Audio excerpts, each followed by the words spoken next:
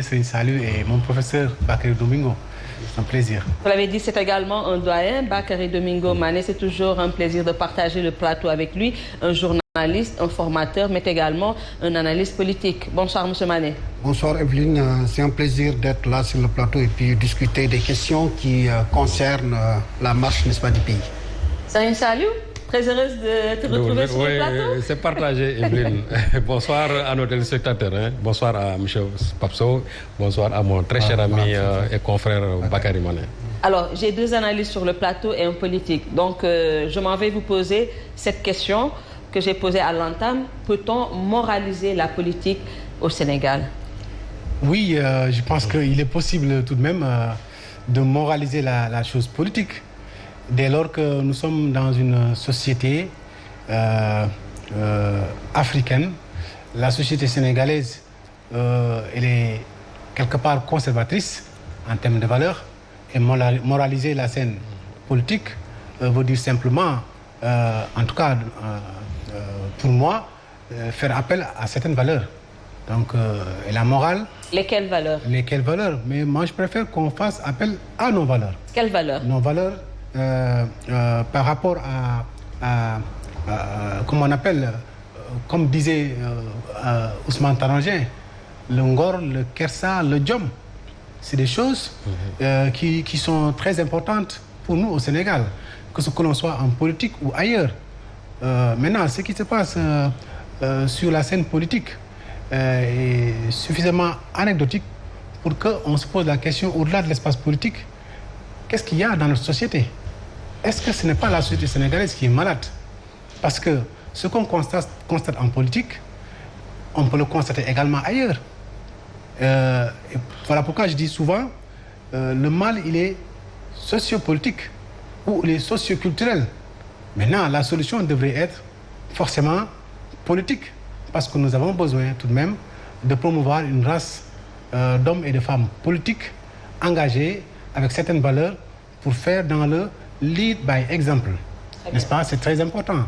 Voilà pourquoi c'est un plaisir, n'est-ce pas, de participer à ces débats, parce que nous sommes jeunes, certes, engagés en politique, et nous entendons rester ancrés dans nos valeurs. Les valeurs que nous avons déjà reçues en termes d'éducation, chez nous, à la maison, ensuite à l'école, avant de pouvoir prendre des responsabilités sur l'espace politique. Alors, Bakary Domingo Mané, les hommes politiques ne sont pas des extraterrestres, ce sont des produits de la société. Si je résume très rapidement les propos de M. Sow, je vous repose également la même question. Est-il possible de moraliser la scène politique, de moraliser la politique tout simplement? Oui, je pense que sans entrer dans des considérations philosophiques, parce que sinon ça va nous mener très loin. Ça va faire très mal à la tête pour les gens qui nous regardent et pour nous qui sommes sur le plateau. Moi, je résume simplement la moralisation, si vous voulez, au respect des règles démocratiques. Et quand on parle de règles démocratiques, pour moi, la règle essentielle, c'est la transparence. Ça veut dire que vous êtes homme politique, vous prétendez être au service, n'est-ce pas, de la population. On revient encore, n'est-ce pas, sur, disons, la définition véritable de la politique. La politique, contrairement à son excroissance, parce que moi, ce que je vois sur le terrain politique, c'est une excroissance, n'est-ce pas, de la politique. La politique, en réalité, c'est, disons, la participation de chacun d'entre nous au développement, n'est-ce pas, de son pays. L'instituteur, n'est-ce pas, qui est dans la salle de classe. La ménagère, n'est-ce pas, qui est chez elle, le docteur, n'est-ce pas, ainsi de suite. Chacun participe, n'est-ce pas, au développement de son pays. Il fait de la politique, à la seule différence qu'ils ne sont pas dans un parti. Autrement dit, on aurait parlé, n'est-ce pas, de politique partisane. Donc je pense que, d'abord, la première moralisation, pour moi, il faut qu'on fasse le distinguo. Que tous font de la politique, mais tous ne sont pas affiliés à des partis politiques. Et je reviens à la transparence. Quand je dis un homme politique doit être transparent, et pour moi c'est ça la règle vraiment, si on parle vraiment de moralisation, c'est là où on doit mettre le curseur. Ça veut dire quoi? Ça veut dire que moi, homme politique, je viens demander des suffrages à mes compatriotes en leur disant, votez pour moi, voilà le projet que je vous propose. Le peuple a cru à ce projet et le peuple a voté pour moi. Or, ce que le peuple ne sait pas, c'est que j'ai gardé quelque chose par devant moi, que je n'ai pas dit au peuple. Si bien que quand le peuple a voté pour moi, qu'est-ce que j'ai fait? J'ai utilisé les voix pour régler mes propres. Donc ça devient un problème à ce niveau-là. C'est-à-dire que si on prend, je ne sais pas si on va y arriver, le cas de Bamba ou le cas des transhumants de façon générale.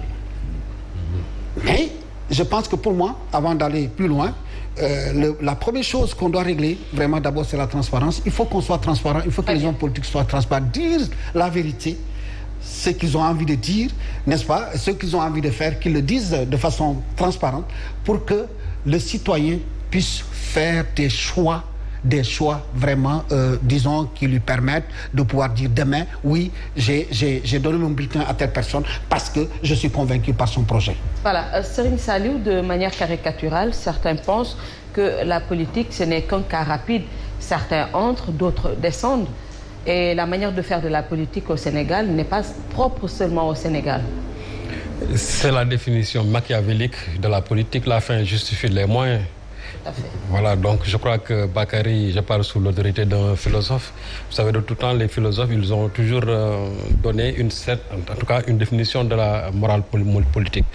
Vous savez, je vais me référer un peu, parce que Bakary n'a pas voulu aller un peu loin, mais je vais jusqu'à Platon. Parce que, vous savez, quand son maître Socrate a été, bien sûr, condamné et exécuté, Socrate a écrit La République. Et dans La République, Socrate disait que si on veut une république, c'est-à-dire il faut que les gens soient justes. Et pour que les gens soient justes, il faut que chacun, comme le disait tout à l'heure Bakary, que chacun quand même exerce la mission qui lui est dévolue. Et là, il a fait une comparaison avec le corps humain. Parce qu'il dit que le corps humain, c'est-à-dire chaque organe fonctionne, c'est-à-dire en fonction bien sûr de la mission qui lui est dévolue. Et si demain, un organe essaie de faire le rôle d'un autre organe, c'est en ce moment-là que l'individu tombe malade. Donc nous, dans la société aussi, dès l'instant que le rôle qui est dévolu à telle personne, c'est-à-dire franchit par exemple cette mission-là pour aller faire la mission de quelqu'un d'autre, en ce moment-là, on tombe dans l'injustice. Et c'est comme ça, en bref, que Socrate, Platon a défini bien sûr la politique. Ce qui veut dire que les règles de la transparence, les règles de la bonne gouvernance, les règles de la démocratie dont parlait tout à l'heure Bakary, je crois qu'il faudra les respecter. Il y a beaucoup qui disent que nous ne sommes pas une société des dieux. Mais je crois qu'aussi, il y a un minimum, parce que quand on respecte ces règles démocratiques, quand on respecte les règles de la bonne gouvernance, c'est-à-dire, je crois qu'en ce moment-là, on peut mener ce qu'on appelle une bonne politique. Mais malheureusement, la définition, que nous avons de la politique d'aujourd'hui, c'est le fait tout simplement de mettre des guet-apens, de donner des coups bas, d'utiliser, en tout cas d'instrumentaliser la justice, ou bien tout simplement essayer d'exécuter ses adversaires politiques parce que tout simplement, on a les cordons de la bourse du moins, ou bien on peut corrompre qui l'on veut. Et c'est comme ça qu'aujourd'hui, que des gens sentent la nécessité de quitter leur parti politique pour aller